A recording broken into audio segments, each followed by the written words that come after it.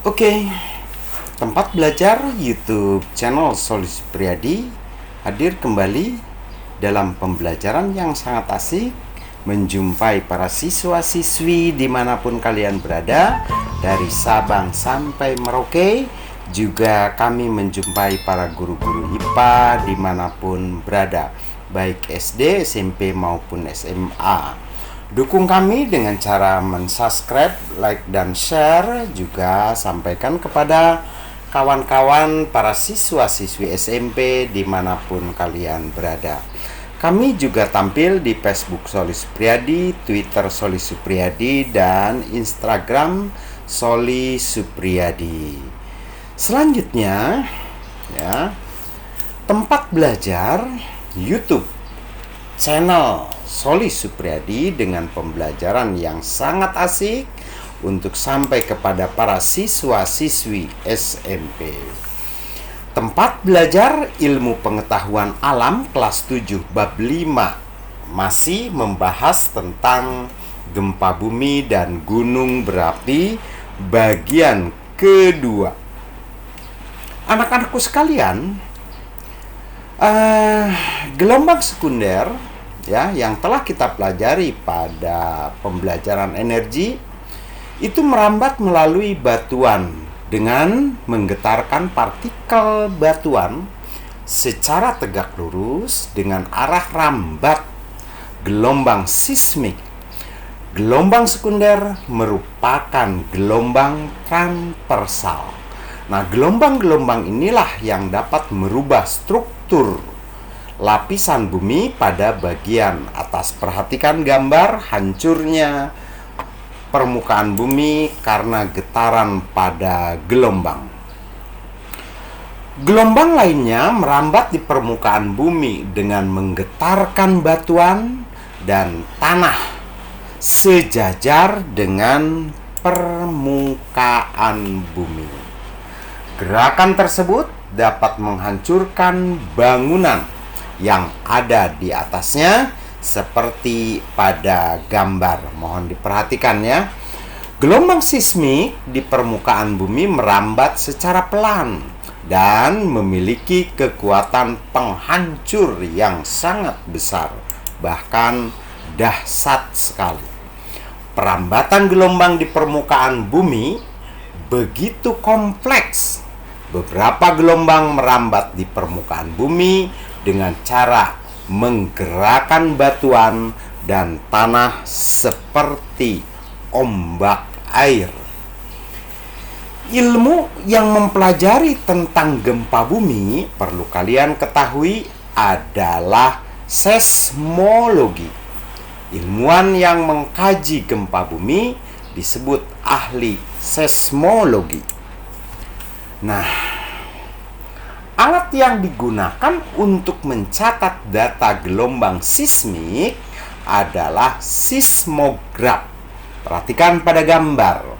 Pada sebuah seismograf terdapat gulungan kertas yang terpasang pada sebuah tabung berputar dan akan menghasilkan data. Di atas kertas tersebut terdapat jarum dengan sebuah pena. Ketika terdapat gelombang sismik, gulungan kertas akan bergetar dan menghasilkan goresan-goresan, namun jarum tetap diam. Begitu ya. Nah, jarum dengan pena yang terpasang akan menggambarkan grafik gelombang sismik pada kertas. Ketinggian garis pada kertas menggambarkan besarnya energi yang dilepaskan saat gempa, yang dikenal sebagai magnitude, gitu ya. Grafik hasil pencatatan seismograf dinamakan seismogram. Hasil pencatatan aktivitas gelombang sismik yang berupa seismogram dapat menentukan jarak epicentrum dan stasiun sismik. Nah, jadi anak-anakku sekalian, kenapa pemerintah pada waktu ada kegiatan atau bencana alam gempa bumi langsung memberitakan di manakah pusat gempa atau daerah gempa. Ini adalah dengan menggunakan alat seismograf. Ketika dapat aktivitas gelombang seismik, gelombang primer merambat lebih cepat dibandingkan gelombang sekunder. Nah, gelombang primer tercatat lebih dulu ya di seismograf. Dalam seismograf, gelombang primer dan sekunder digambarkan secara terpisah. Adanya jarak antara gelombang primer dan sekunder menggambarkan adanya perbedaan waktu datangnya gelombang.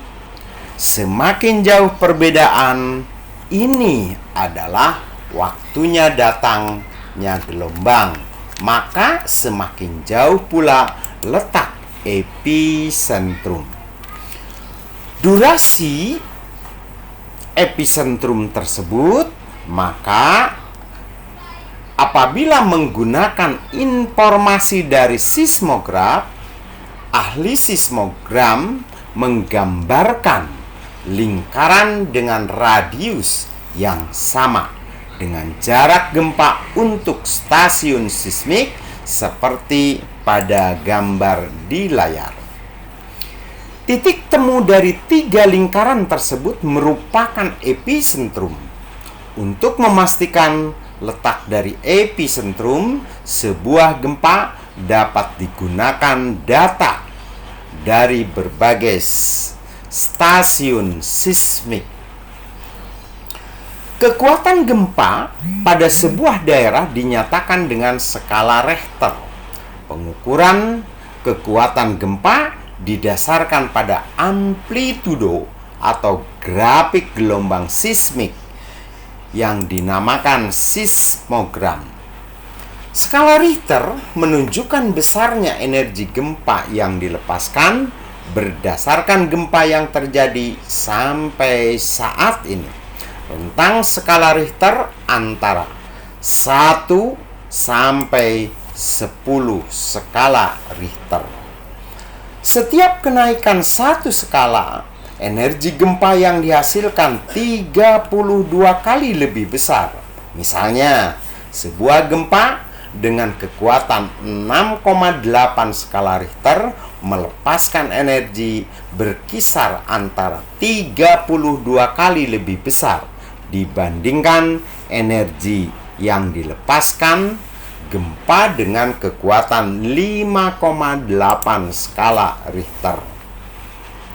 Anak-anakku sekalian, pencatatan di seismogram juga akan menunjukkan gelombang gempa 6,8 skala Richter lebih tinggi dibandingkan gelombang gempa berskala 5,8 skala Richter.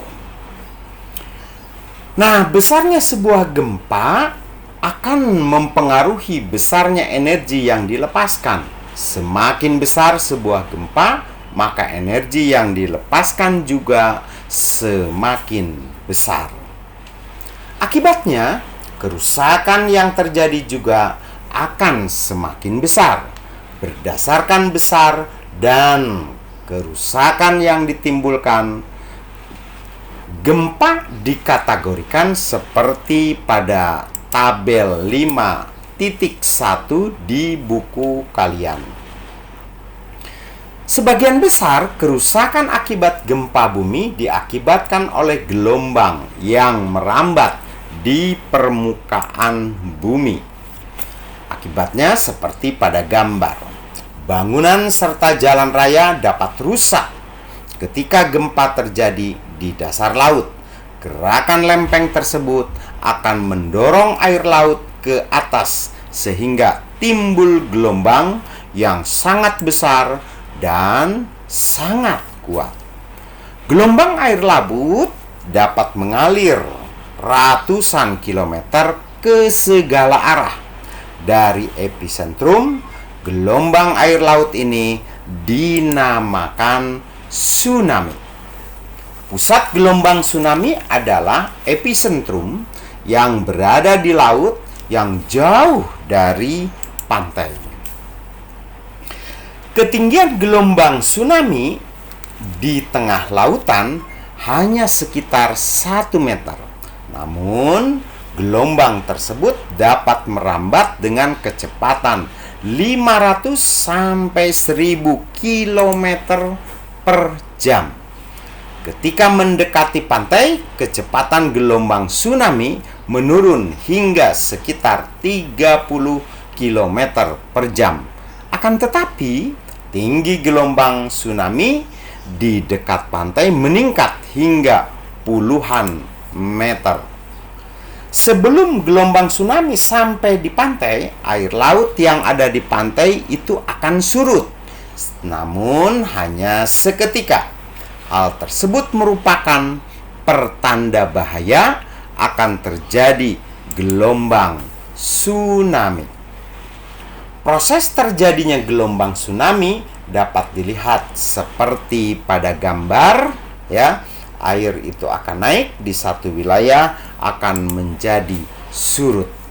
Nah, itulah mengenai ya gelombang tsunami, gempa bumi.